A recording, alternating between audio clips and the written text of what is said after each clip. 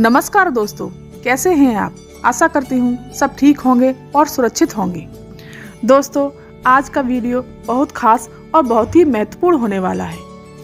आज हम आपको कुछ ऐसे दान बताएंगे जिनको करने से कभी घर में दुख दरिद्रता नहीं आती। और दोस्तों, यदि कोई स्त्री इस दान को करती है तो जीवन में कभी विधवा नहीं होती। हमारे हिंदू धर्म में दान पुण्य का बड़ा ही महत्व माना गया है। हमारे शास्त्रों में बताया गया है कि दान पुण्य हमें अवश्य ही करना चाहिए। दान पुण्य करने से हमारा कर्म साथ देता है, और जब हमारा कर्म साथ देता है तो हमारा भाग्य उदय होता है। तो इसलिए दान पुण्य अवश्य करना चाहिए। गीता में भगवान श्री कृष्ण ने साफ साफ कहा है कि जो इंसान दान पुण्य करता है, दान पुण्य करने में विश्वास रखता है, उसका भाग्य उदय होना निश्चित होता है।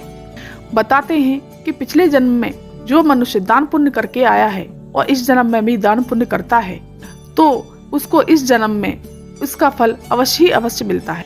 हमारे हर जन्म के दान पुण्य कहीं न कहीं आड़े आ जाते हैं। ये कहावत तो आपने सुनी होगी। कभी हमारे ऊपर कोई भारी संकट आ जाता है और हम उस संकट से बच जाते हैं, या थोड़ा सा ही उस संकट का हमें सामना करना पड़ता है, तो हमारे बड़े बुजुर्ग आदमी ये कहते हैं कि कोई दिया लिया काम आ गया जिससे ये इंसान बच गया, वरना इसकी कोई बचने की उम्मीद नहीं थी।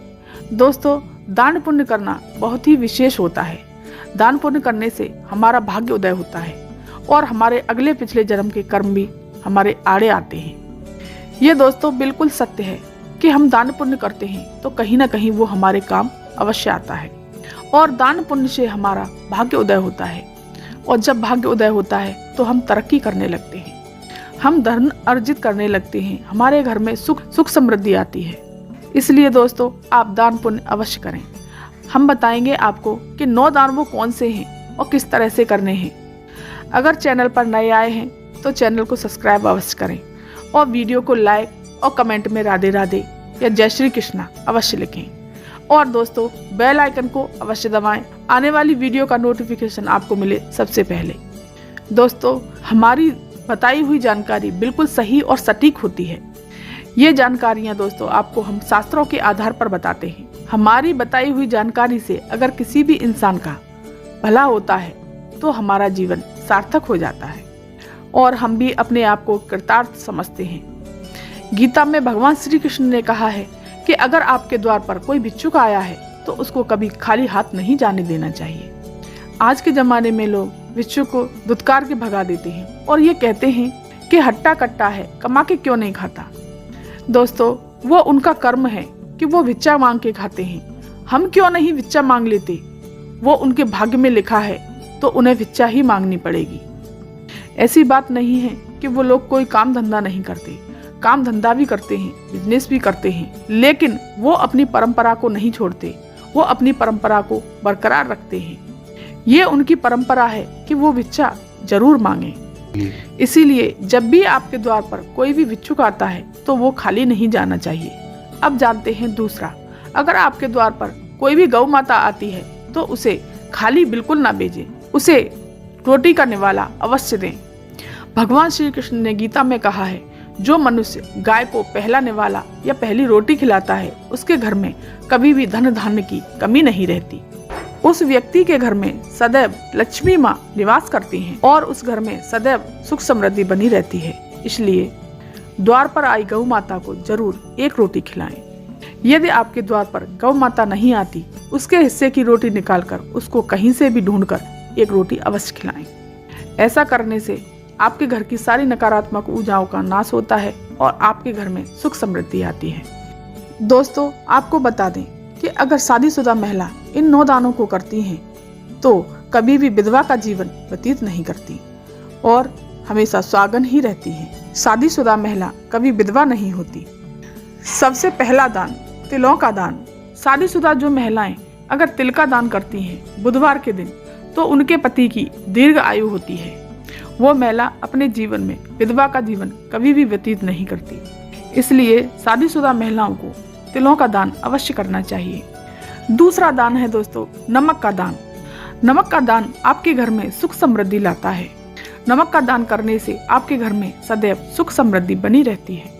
आप नमक का दान अवश्य करें। अगर रविवार के दिन आपके दरवाजे पर कोई भिक्षुक आता है तो उसको नमक अवश्य दें, नमक का दान अवश्य करें। तीसरा है गुड़ का दान। गुड़ का दान आपके रिश्तों में मिठास लाता है। गुड़ का दान करने वाले व्यक्ति के घर में कभी भी लड़ाई झगड़े नहीं होते। पति पत्नी में सदैव प्रेम उत्पन्न रहता है। घर परिवार में हमेशा खुशी रहती है। कभी भी उनके घर में कलह उत्पन्न नहीं होती। इसलिए दोस्तों गुड़ का दान भी अवश्य करें। चौथा दान है वस्त्र दान।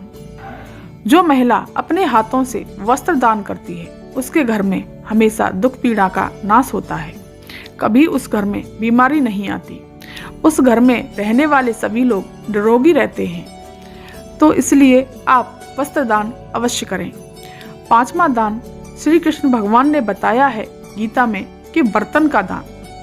यदि कोई महिला या पुरुष बर्तन दान करता है तो उस घर में कभी भी झगड़ा नहीं होता, क्योंकि झगड़े की वजह बर्तन होते हैं।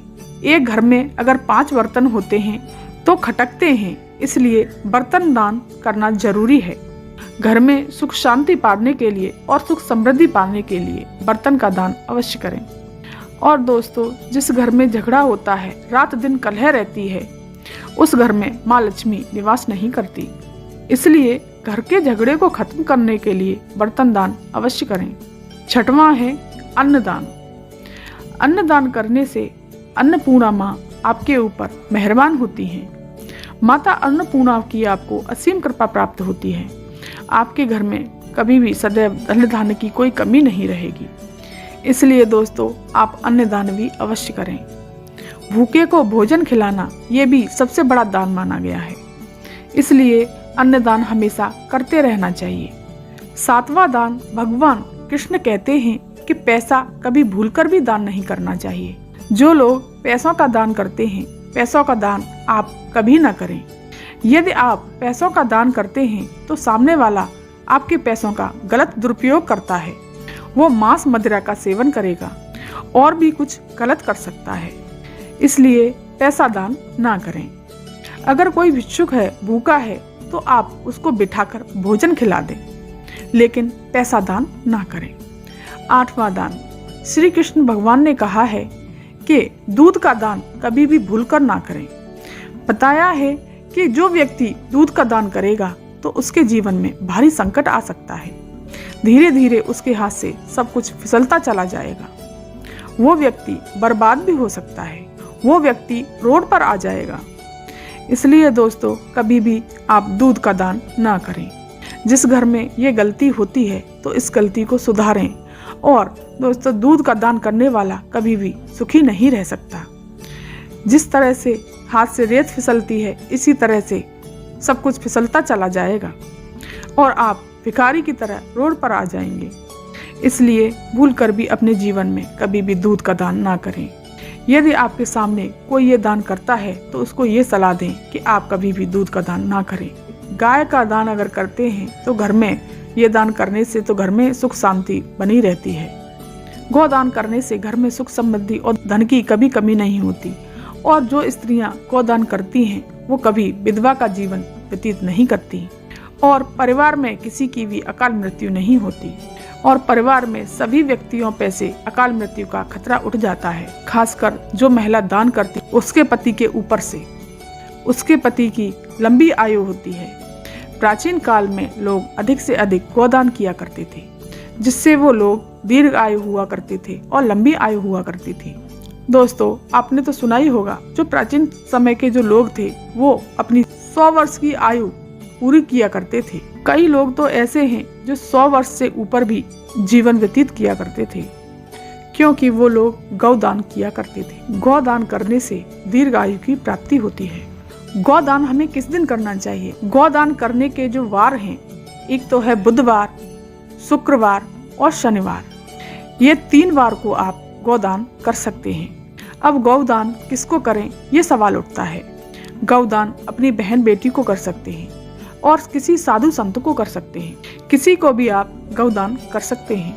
तो अपने हाथों से गौदान अवश्य करें। जो महिलाएं अपने हाथों से गौदान करती हैं वो कभी भी विधवा का जीवन व्यतीत नहीं करती। हम उम्मीद करते हैं कि ये जानकारी आपको अवश्य पसंद आई होगी।